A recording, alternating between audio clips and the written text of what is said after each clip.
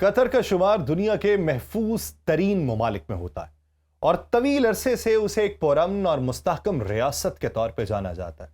आलमी दर्जाबंदियों में भी उसे हमेशा सरे फहरिस्त ममालिक में शामिल किया जाता है, मगर इसराइल के हालिया हमले के बाद खित्ते में पैदा होने वाली कशीदगी ने कतर के मुस्तकबिल पे सवालिया निशान खड़ा कर दिया। इसराइल ने यह कार्रवाई हमास के खिलाफ की और उसका दावा था कि उसके मखसूस ठिकाने और अस्करी ढांचे को निशाना बनाया गया। इजरायली हुकाम के मुताबिक मतलूबा अहदाफ में हमास की फौजी शाख अल कस्साम ब्रिगेड के बास कमांडर और उनके मराकज शामिल थे। उनमें मोहम्मद अल जैफ और मरवान ईसा जैसे अहम नाम भी इजरायली बयानात में सामने आए, लेकिन जमीनी हकायक ये हैं कि ये तमाम मतलूबा अहदाफ महफूज रहे और कोई बड़ा नुकसान नहीं हुआ। आप सब पर सलामती हो, मैं यासिर रशीद हूं और आप देख रहे हैं सुनो न्यूज।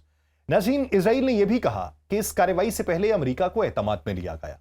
वाशिंगटन को इस मकसद के लिए बाज़ाब्ता इत्तला दी गई ताकि वो अपने खलीजी इत्तहादियों बिलखुसूस कतर को आगाह कर सके, लेकिन कतर ने फौरन ये मौक़िफ़ इख्तियार किया कि उसे किसी भी मरहले पर ऐसी किसी कार्रवाई के बारे में आगाह नहीं किया गया। इस तजाद ने खित्ते में एक नई बहस को जन्म दिया। कतर का कहना है कि अगर उसे बरवक्त बताया जाता तो वह ना सिर्फ अपने तहफ़्फ़ुज़ात का इजहार करता, बल्कि इंसानी जानों को लाहक खतरात के बारे में आलमी बरादरी को भी आगाह करता। तज्ज़ियाकारों के मुताबिक इस खामोशी ने कतर और अमेरिका के ताल्लुकात में एक नया सवाल खड़ा किया कि क्या वाकई वाशिंगटन ने दोहा को अंधेरे में रखा है या कतर को नजरअंदाज करके एक नई पॉलिसी अपनाई जा रही है। यह सूरत हाल इसलिए भी हसास है कि कतर तवील अरसे से गजा में इंसानी इमदाद और तामीर नौ के मंसूबों का सबसे बड़ा मुआविन रहा है।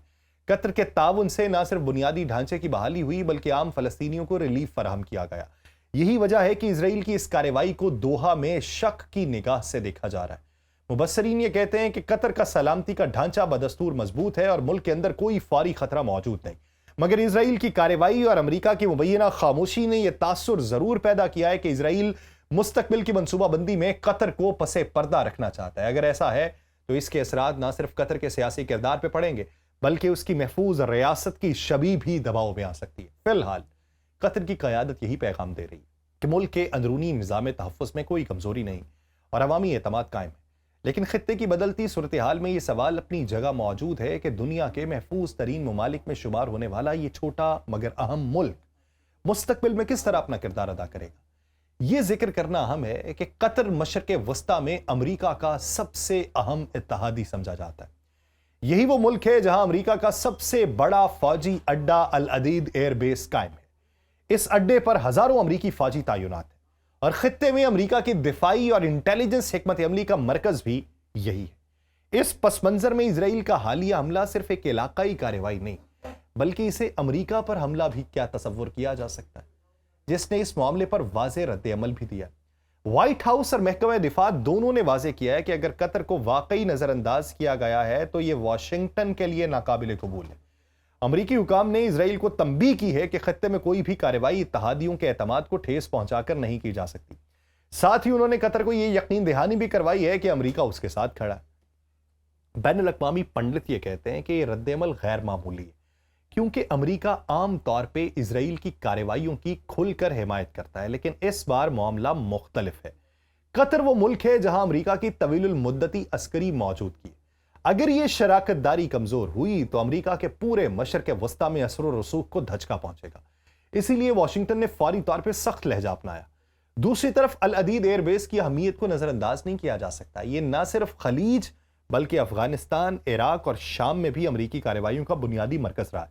यहां से अमरीका ने दहशतगर्दी के खिलाफ बड़े ऑपरेशन की क़यादत की है। इस अड्डे की मौजूदगी अमरीका के लिए स्ट्रेटेजिक बर्तरी की अलामत है। यही वजह है कि कतर को किसी भी खत्ते की पॉलिसी से अलग रखना मुमकिन ही नहीं। इसराइल की जानिब से हमास के खिलाफ कार्रवाई के मकासद अपने तौर पर वाज़ेह थे, मगर उसके नतीजे में अमरीका और कतर के ताल्लुकात पर दबाव बढ़ा है। हमास के रहनुमा मोहम्मद अल जैफ और मरवान ईसा जैसे अहम अफराद के महफूज रहने के बाद सवाल यह भी उठा है कि इस कार्रवाई की फिर अफादियत क्या थी, और अगर मकसद हासिल नहीं हुआ तो फिर कतर जैसे इत्तहादी को एतमाद में क्यों नहीं लिया गया। कतर ने खुल के कहा कि खित्ते की सलामती सिर्फ ताकत के इस्तेमाल से मुमकिन नहीं है, बल्कि मुज़ाकरात और सालसी ही वाहिद रास्ता है। यही वो मौक़िफ़ है जिस पर दोहा बरसों से कायम है। अमरीका ने इस बार इसी पॉलिसी की हिमायत की और वाज़ेह किया कि कतर को नजरअंदाज करके खित्ते में कोई पायदार हिकमत अमली कामयाब नहीं है, और यह पहला मौका है कि इसराइल की एक कार्रवाई ने बराह रास्त अमरीका को दिफाई पोजीशन में ला खड़ा किया। आने वाले दिनों में ये देखना अहम होगा कि वॉशिंगटन किस तरीके से इजराइल को काबू में रखता है और कतर के साथ अपने ताल्लुकात को मजीद मजबूत बनाता है, क्योंकि खत्ते में इस्तेहकाम के बगैर ना अमरीका के मकासद पूरे हो सकते हैं और ना ही कतर अपनी महफूज रियासत की छवि बरकरार रख सकता है। इसराइल के हालिया हमले और अमरीका के सख्त रद्दमल ने कतर को एक बार फिर खत्ते के अहम तरीन खिलाड़ी के तौर पर नुमाया किया। यही वो लम्हा है जब कतर के पुराने किरदार को समझना जरूरी है, क्योंकि ये मुल्क सिर्फ एक इत्तेहादी नहीं बल्कि खत्ते में सालसी का मुसल्लमा मरकज है। कतर ने बरसों से तनाज़ात के हल में सालिस का किरदार अदा किया और यह किरदार खास तौर पर तालिबान के दौर में सामने आया, जब अमरीका और तालिबान के दरमियान मुज़ाकरात के लिए दोहा को मरकज बनाया गया और कतर ने न सिर्फ मुज़ाकरात की मेज़बानी की बल्कि एतमाद की फ़ज़ा भी बहाल की, जिसके नतीजे में वो मुआहिदे सामने आए जिन्होंने अफगानिस्तान से अमरीकी इनखला की राह को हमवार किया। इसके साथ कतर इससे पहले भी मुख्तलिफ तनाज़ात में सालिस के तौर पर किरदार अदा करता रहा है।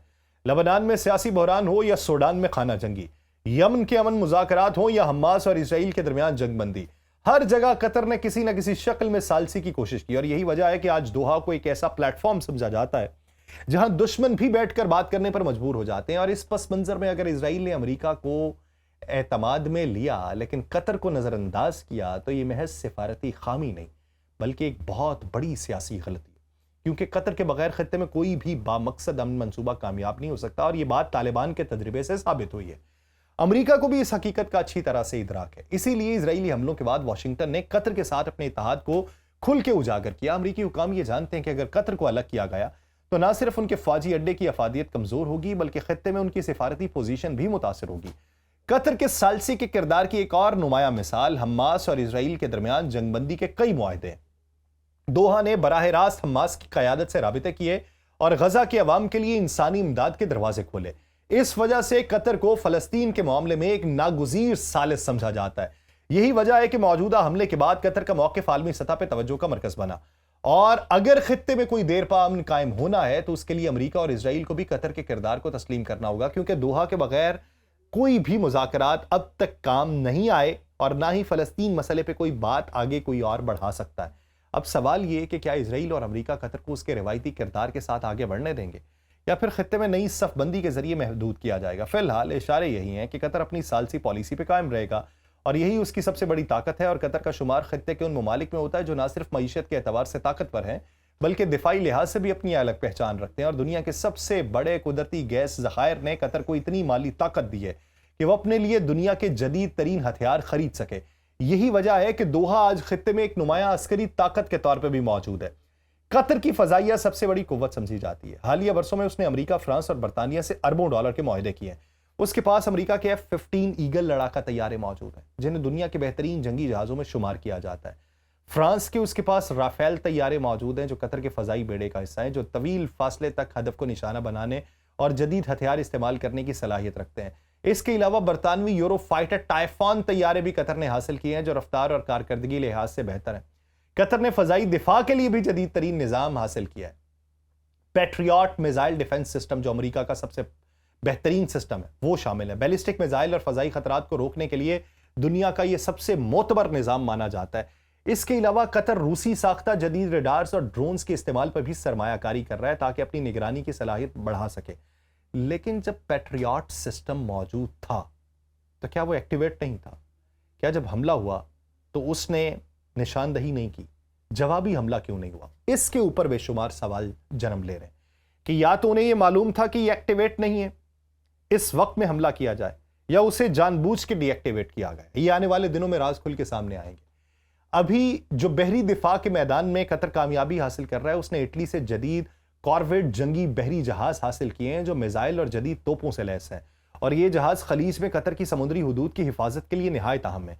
इसके साथ साथ जदीद कश्तियां और समुद्री निगरानी के आलात भी कतर की बहरिया को खित्ते में एक मजबूत कुव्वत बना रहे हैं। बर्री फौज के शोबे में भी कतर ने जदीद टैंक और बख्तरबंद गाड़ियां हासिल की हैं। उसके पास जर्मन साख्ता लेपर्ड 2 टैंक मौजूद है जिसे लेपर्ड 2 भी कहा जाता है, जो दुनिया के सबसे ताकतवर और महफूज टैंक माने जाते हैं। इसके अलावा अमेरिका से M1 एब्राहम्स टैंक खरीदने के मंसूबे भी जेर गौर हैं और कतर ने इन्फेंट्री के लिए जदीद बख्तरबंद गाड़ियां और तोपखाना भी अपनी फौज में शामिल किया हुआ है। ये तमाम हथियार और टेक्नोलॉजी कतर को महज एक छोटा मुल्क नहीं रहने देते बल्कि उसे खित्ते के बड़े मुमालिक के मुकाबिल खड़ा करते हैं। ईरान के हालिया हमले ने अगरचे कतर की साख पे सवाल उठाया था, लेकिन उसके बाद कतर ने अपनी दिफाई मशक़ें और निगरानी बढ़ा के ये वाज़ेह कर दिया था कि वो अपनी सरजमीन के तहफ़्फ़ुज़ के लिए पूरी तरह से तैयार है। तजियाकारों का यह मानना है कि कतर की ताकत असलहे तक महदूद नहीं, बल्कि उसके पास दुनिया की बेहतरीन तरबियत याफ्ता अफवाज भी हैं। इत्तहादियों के साथ मुश्तरका मशकें, नेटो के साथ ताउन, अमरीका के अड्डे की मौजूदगी, ये कतर को खत्ते में एक अस्करी एतबार से बेमिसाल मुल्क बनाता है। यूं कहा जा सकता है कि कतर के पास जो मुआशी वसाइल हैं, वो उसे ना सिर्फ सिफारतकारी बल्कि दिफा के मैदान में भी उसे सबसे आगे रखते हैं।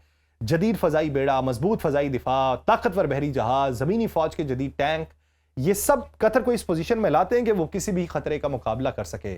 लेकिन कतर की कहानी जो है वो दौलतमंद मुल्क की भी नहीं है, बल्कि एक ऐसे रियासती मॉडल की है जो मशरक़ वस्ता के हंगामा खेज माहौल में भी अपनी अलग शनाख्त कायम करने में कामयाब रहा।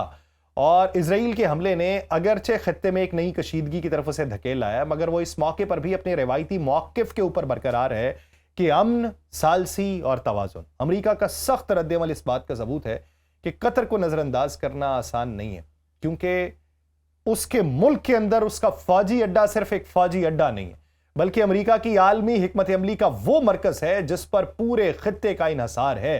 यही वजह है कि वाशिंगटन जो है वो वाज़ेह पैगाम इसराइल को दे रहा है, दोहा को यकीन दहानी करवा रहा है कि अमरीका के लिए कतर की अहमियत मुसल्लमा है और कतर के सालसी किरदार को भी किसी तौर पर कम नहीं किया जा सकता। अब ये देखिए कि लबनान, सूडान, तालिबान और यमन के तनाज़ात से लेके हमास और इसराइल के दरमियान आर्जी जंगबंदियों तक और फिर ये होने वाले हमले तक कतर इस वक्त मरकज़े बहस भी है, मौजूए बहस भी है।